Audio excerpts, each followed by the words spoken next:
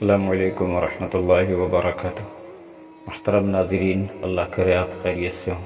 اس کہانی کا مقصد آپ حضرات کو تاریخ کی ان بہادر شخصیات سے آشنا کرانا ہے جنہوں نے باطل کے ایوانوں میں پہنچ کر ظالم حکمرانوں سے آنکھ ملا کر پیغام حق پہنچایا اور ببانگ دہل حق کی آواز کو پوری دنیا میں پہنچایا۔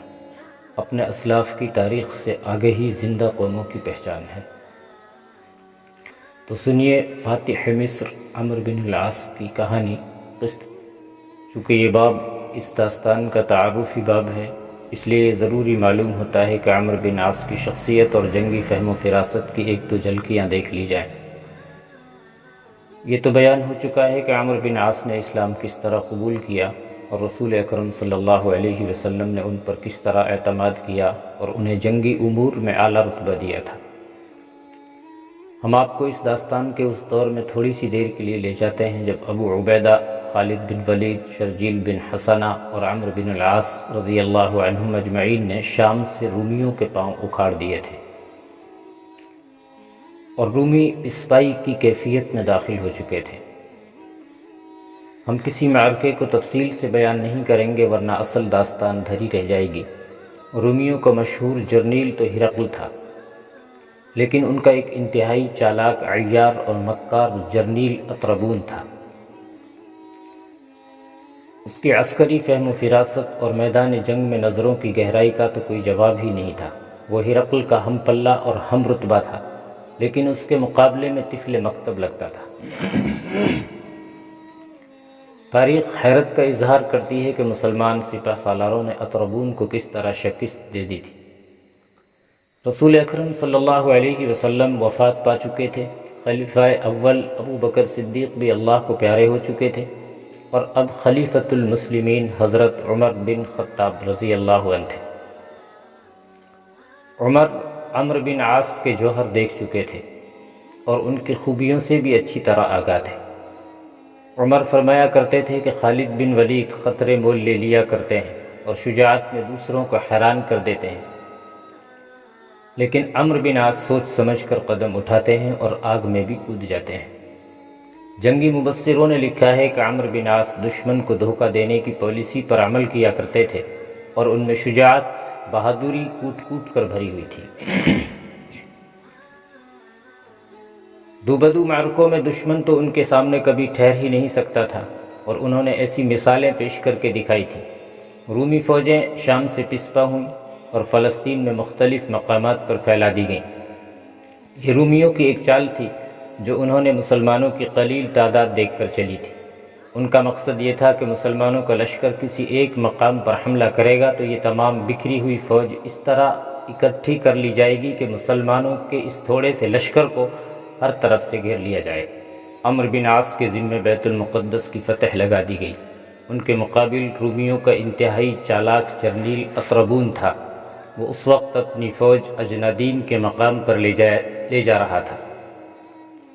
عمرو بن عاص نے اپنے لشکر کی نفری اور جسمانی کیفیت دیکھی تو امیر المؤمنین حضرت عمر رضی اللہ عنہ کی طرف پیغام بھیجا کہ کمک بھیج دیں کیونکہ مقابلہ اطربون سے ہے۔ حضرت عمر رضی اللہ عنہ نے پیغام ملتے ہی اچھی خاصی نفری کی کمک بھیج دی، اور تاریخ میں آیا ہے کہ حضرت عمر نے ایک بڑا دلچسپ جملہ کہا۔ انہوں نے فرمایا، ہم نے عرب کے اطربون کو روم کے اطربون سے ٹکرا دیا ہے۔ اب دیکھتے ہیں کہ اس کا نتیجہ کیا سامنے آتا ہے۔ عمر رضی اللہ عنہ اچھی طرح جانتے تھے کہ اطربون جنگی کیفیت میں لومڑی جیسی چالاکی اور عیاری کو ایسی خوبی سے استعمال کرتا ہے کہ اپنے دشمن کو چکر دے کر بھگا دیتا ہے۔ پہلے بیان ہو چکا ہے کہ کچھ ایسے ہی اوصاف عمرو بن عاص میں بھی تھے۔ امیر المؤمنین کی بھیجی ہوئی کمک فلسطین عمرو بن عاص کے پاس پہنچ گئی۔ عمرو بن عاص نے یوں نہ کیا کہ ساری کمک اپنے پاس رکھ لیتے۔ انہوں نے دیکھ لیا تھا کہ اپنا لشکر 3-4 حصوں میں بٹ گیا تھا اور کسے کمک کی زیادہ ضرورت تھی۔ انہوں نے 2 مقامات پر آدھی کمک بھیج دی اور کچھ اپنے ساتھ رکھی، لیکن جب آگے بڑھے تو دیکھا کہ اطربون نے اپنی فوج قلعہ بند کر لی ہے اور چاروں طرف گہری خندق کھود رکھی ہے۔ عمرو بن عاص نے دیکھ لیا کہ محاصرہ کیا تو بڑا ہی لمبا ہو جائے گا اور خندق کی وجہ سے یہ قلعہ سر کرنا اگر ناممکن نہیں تو بہت ہی دشوار ضرور ہوگا۔ طریقہ ایک ہی کہ اطربون کو دھوکے میں لایا جائے۔ انہوں نے یہ طریقہ اختیار کیا کہ 2 ایلچی اطربون کی طرف بھیجے، جن کے لیے ہدایت یہ تھی کہ وہ اطربون کے ساتھ صلح کے معاہدے کی بات چیت کریں جو وہ یقیناً نہیں مانے گا، لیکن اصل مقصد یہ ہے کہ قلعے کے اندر اچھی طرح دیکھیں کہ یہ قلعہ کس طرح سر کیا جا سکتا ہے اور رومیوں کی فوج کی نفری کتنی ہے وغیرہ وغیرہ۔ عمرو بن عاص کا مقصد صلح نہیں بلکہ جاسوسی تھا۔ دونوں ایلچی گئے اور بات چیت کر کے واپس آ گئے۔ عمرو بن عاص نے جب ان سے اپنے ذہن کے مطابق پوچھنا شروع کیا کہ انہوں نے کیا فلاں چیز دیکھی تھی، یہ بات کی تھی، اطربون کے اس سوال کا کیا جواب دیا تھا، اور تم لوگ دیکھ کر کیا آئے ہو؟ عمرو بن عاص نے دیکھا کہ یہ 2 ایلچی نکمے ثابت ہوئے اور وہ اطربون سے مرعوب ہو کر آئے ہیں، اور انہوں نے جاسوسی پوری طرح نہیں کی تھی۔ عمرو بن عاص نے اپنے ماتحت سالاروں سے کہا کہ وہ خود ایلچی بن کر جائیں گے اور یہ ظاہر ہونے ہی نہ دیں گے کہ مسلمانوں کے اس لشکر کے سپہ سالار وہی ہیں اور ان کا نام عمرو بن عاص ہے۔ انہوں نے یہ بھی کہا کہ اطربون کو ذرا سا بھی شک ہو گیا تو وہ پکڑ کر قتل کروا دے گا یا کال کوٹری میں پھینک دے گا۔ عمرو بن عاص نے بھیس بدلا، اپنے سالاروں سے رائے لی اور ان کی رائے کے مطابق اپنے بہروپ میں کچھ تبدیلیاں کی اور اللہ کا نام لے کر چل پڑے۔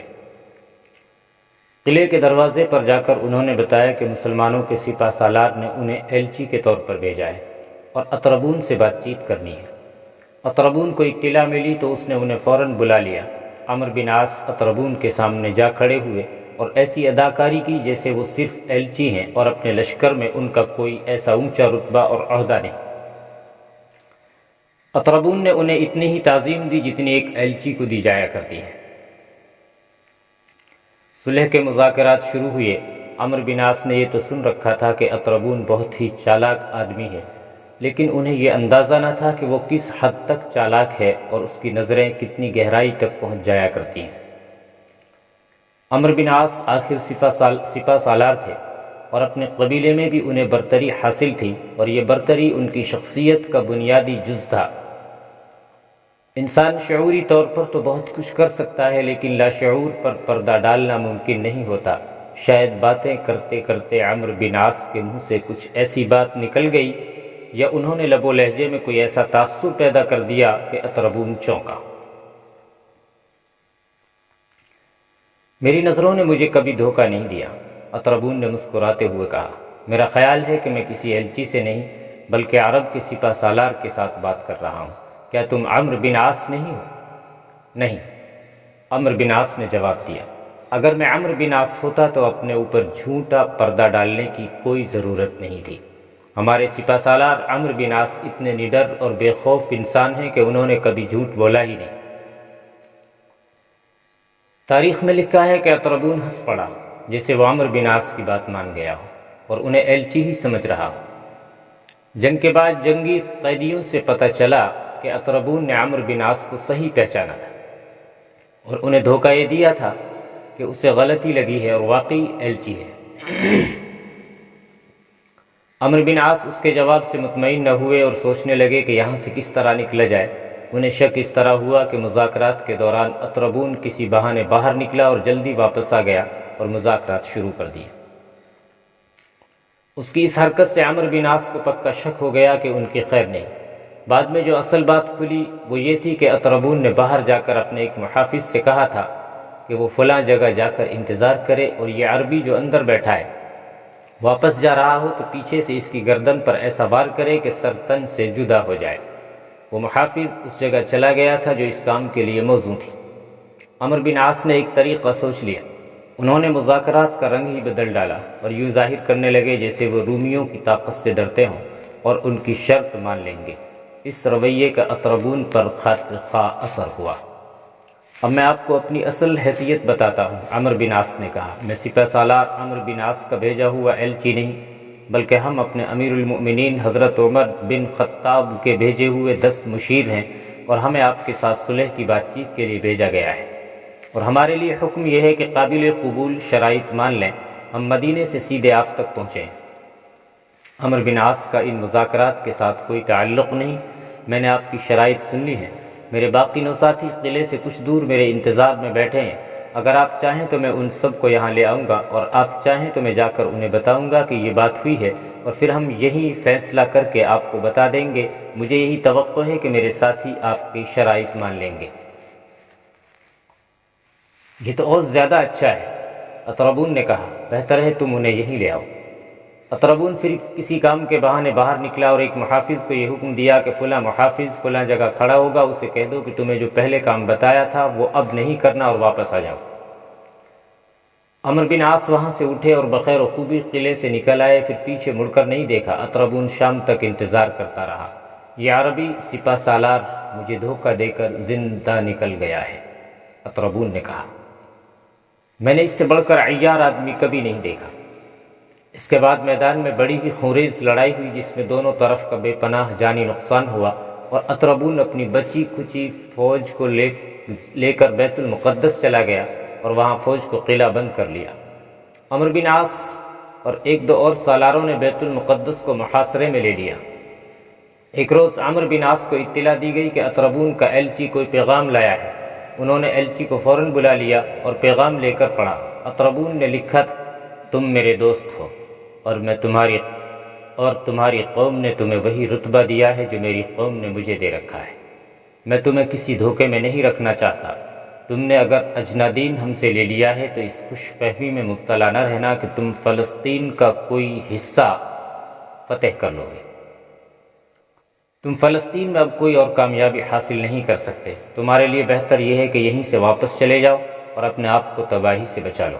اگر تم نے میری بات نہ مانی تو تمہارا انجام انہی جیسا ہوگا جو بیت المقدس کو فتح کرنے آئے تھے اور پھر زندہ واپس نہ جا سکے۔